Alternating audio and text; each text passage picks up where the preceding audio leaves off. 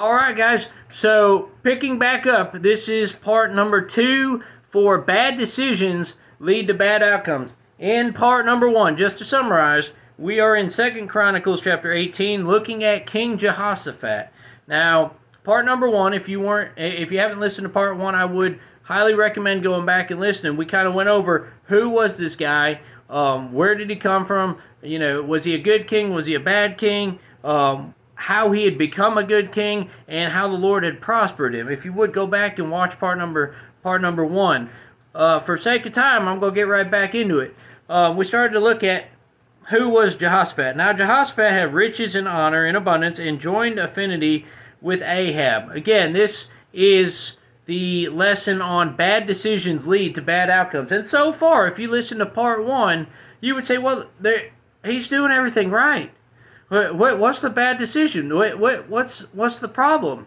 Hasn't he done what God asked him to do? Hasn't he turned his heart to know the Lord? Hasn't he given his kingdom to the Lord and the Lord's blessing it? Yes, he's done everything right. And that's what I'm trying to get across to you guys. You can do everything right for the longest time, and just one bad decision could mess it all up. If you would, look again at verse number 1 of chapter 18. Now, Jehoshaphat had riches and honor in abundance. Sounds pretty good. Okay, everything's still going well. And joined affinity with Ahab, or joined an alliance, or made a friendship with Ahab. Now, you say, well, I don't see anything bad about that. I mean, don't you want alliances? But see, here's the problem. The Bible talks about Ahab. He was the king of the northern 10 tribes, or Israel. And then remember, Jehoshaphat was in charge of the 2 southern tribes, or the kingdom of Judah. And remember, most of the kings of Judah were pretty good kings. They served the Lord, or tried to get rid of the groves, and tried to do what was right, tried to live by the Lord's commandments. Okay, most of the kings of Israel were wicked, awful, evil people. And in the case of Ahab, he was one of the most wicked kings that ever ruled over the nation of Israel. Or I should say the top 10 tribes, or the kingdom of Israel. And right off the bat, it doesn't sound like he's doing anything wrong. Right off the bat, you're like, okay, everything's good. Hey, man, you're being blessed. I mean, God's grown the kingdom. God's blessed the kingdom. God's blessing you. You got riches. You got all this stuff in abundance. What's the problem? He made one bad decision.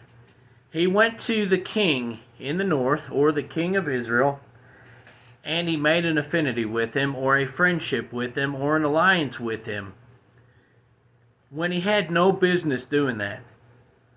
The Bible talks about, can two walk together except they be agreed, in Amos 3:3.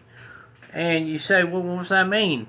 In other words, if I believe that it's wrong to kill people, and I go walking around with people that kill people, we're probably not going to get along. And quite honestly, I'm probably not going to be around them very long, because I'll be scared to death, right? But if I walk with somebody that believes that murder is wrong, and I believe murder is wrong, we'll probably get along pretty well walking down the road together. Alright, well, the same idea goes for stuff like this. The kingdom of Judah, King Jehoshaphat believes in serving the Lord. He believes in getting rid of the idols. He believes in teaching the people to serve the Lord and doing what's right and obeying the Lord. Ahab, on the other hand, is one of the most wicked kings you will ever know. He adds to the idolatry of his fathers.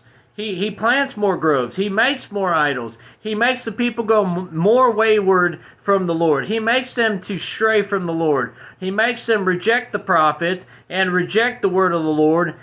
He's the exact opposite. But now, instead of the two opposites going against each other, or withstanding each other, now we see that he's made a friendship with him. And this, if you want some application, would be like a Christian person going into the world and making friendships with worldly people. It only works one way. Usually when the Christian person hangs out with the worldly person ends up destroying the Christian's life.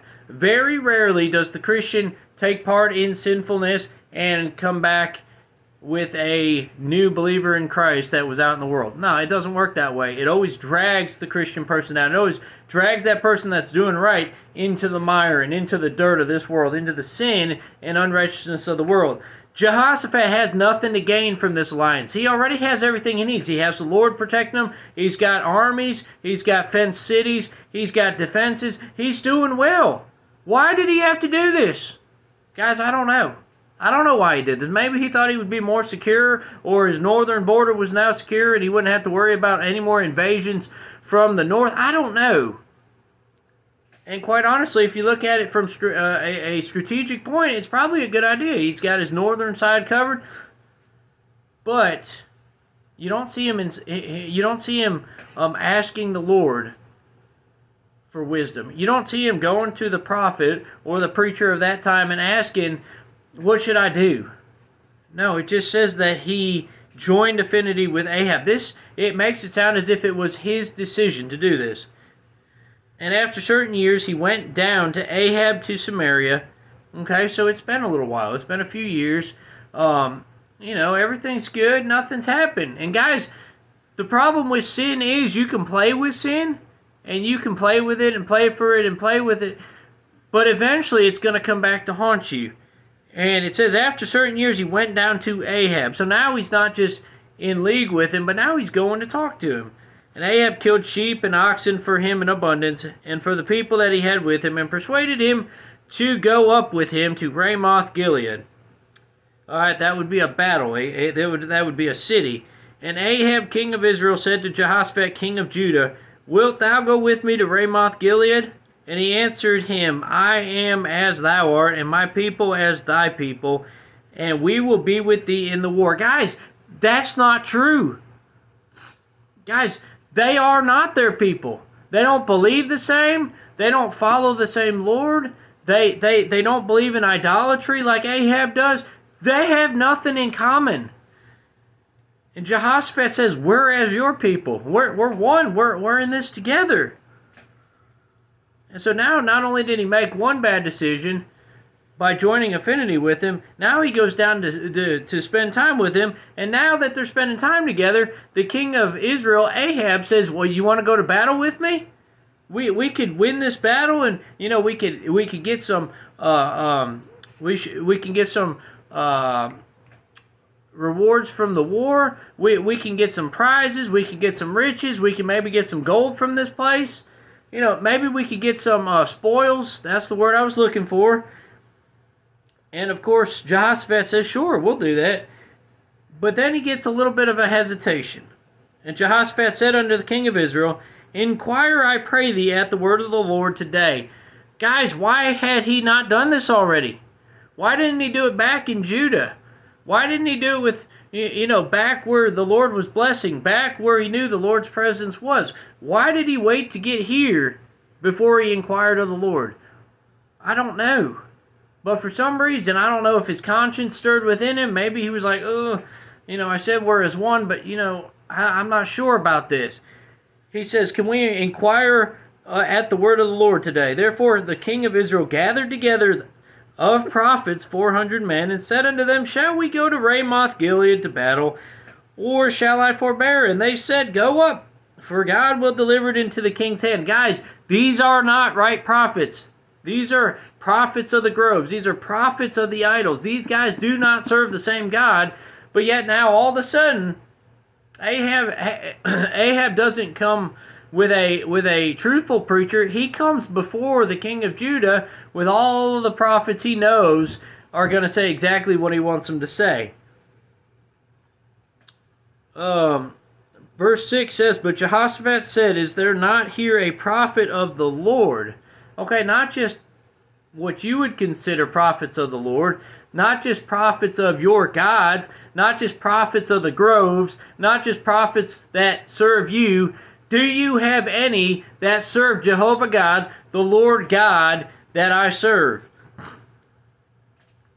Which is kind of interesting that you would think he would have done this already, as I've brought up before, that we might inquire of him. Verse 7, "And the king of Israel said unto Jehoshaphat, There is yet one man." Now watch this, because this is why it's one of my favorite verses. I absolutely love this story in the Bible. He says, "There is yet one man by whom we may inquire of the Lord.